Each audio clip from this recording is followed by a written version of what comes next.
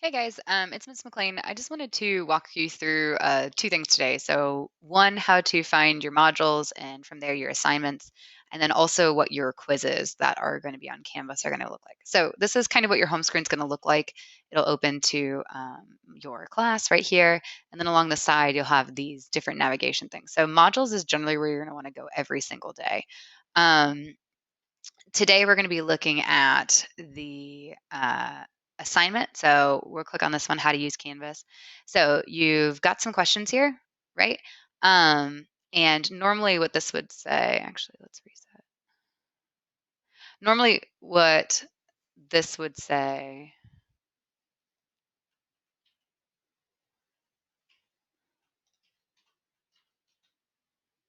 is submit assignment, right? I had practiced this a little bit earlier. So you watch this video, how to use Canvas, which is actually this video that you're watching right now. So you have options for how to submit this. You can either do a text entry box or a file upload. This will be worth 9 points, and it's going to be due by August 23rd at 11:59 p.m., which is Sunday. So you have until Sunday to get pretty much all of your work done every single week. So you have these questions that you have to answer. So what you'll do is you'll hit submit assignment. And you can either upload a Word document if you want to, if you want to type your answers in Word and go from there. You could also do a text entry box. So you could say um, number one, Word text entry, or you can use a Google Doc. Um, and your choice for Google Drive will be right here. So normally, because I'm masquerading in Student View, it's not letting me show this, but it'll let you link to your student Google Drive account. So if you want to create a Google Doc there, then you'll be able to pull it up from here and share it directly into Canvas without having to worry about downloading it, emailing it to yourself, sharing it to me, or anything like that. But for this, we're just going to say text entry. So you would answer all of these questions, and you can copy and paste the questions here if you want to, right? By right clicking, hit copy, and then left clicking and hitting paste. And then you can answer the questions right below this, or you can just write number one, number two, through number six. It's up to you whether you want to copy the questions over. If you're working in a Google Doc, it might be a little bit easier so that you're not constantly switching back and forth between multiple tabs, but it's entirely up to you. Once you have finished, you can write a comment to me here, either just letting me know something. If you needed to submit it late and you have a good reason, maybe you stick it in the comments. Ideally, you'll have discussed this with me before through email, or maybe you can write how you were confused about something, or if you're not sure it's submitted or whatever, you can put a question here, and I can answer it when I go to grade your assignment. Generally, you're better off emailing me either straight from your student email, or you can email me through Canvas. Either one, I will get an answer within 24 hours, usually, if not sooner. So once you've answered everything, you'll hit submit assignment. And then you'll get this fun little confetti. I don't know if that happens every time. And right here, it'll say submitted so that you know you submitted it and everything's good. If by chance you submit early, or if you think you've done something wrong, you can hit resubmit assignment. And then you can upload a different text document or whatever. In the past, I've had students upload the wrong thing by accident, and then not being able to unsubmit it. That's fine. Basically, what'll happen is when I'm grading, I'll see both of them and I'll understand that that was not what you meant to do, and everything will be fine. So that's dealing with an assignment. So the last thing we're going to look at really quickly is what your quizzes will look like. So right here, it'll tell you, this is very important.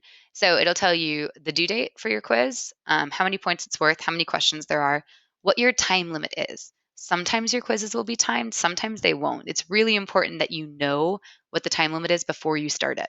Because if the time limit's only 5 minutes and you click on it and stare at it for 5 minutes and then don't answer any questions, then that's going to submit as a zero. And the allowed attempts is also really important, right? Here I've written unlimited, but generally you're only going to have one attempt on your quiz. So it's important that you know exactly how long you have. Don't start a quiz if you don't think you can finish it, really is the big thing here. There'll usually be some instructions right here. And then once you hit take the quiz, your time limit starts. So it's really important that you pay attention to that. So these are 8 questions of basically the different kinds of answer, or the different kinds of question types that you could have. So there's a standard multiple choice. Okay, and all you do is click the answer that you think is best. There could be true false ones. This is most certainly true. You could have a fill in the blank. You may have one where it asks you to choose like multiple options. So not a multiple choice, but one where multiple things can be right. And so you could use that kind. It may also have a drop down, right? It could be matching. Evidently, I did these multiple times.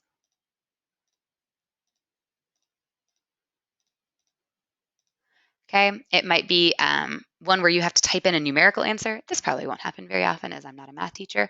Or it may be one where you have to write a short answer, in which case you would just type your answer into this text box.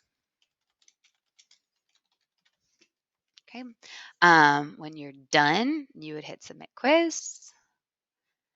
It would tell you how you did, right? So this one got a 6 out of 8.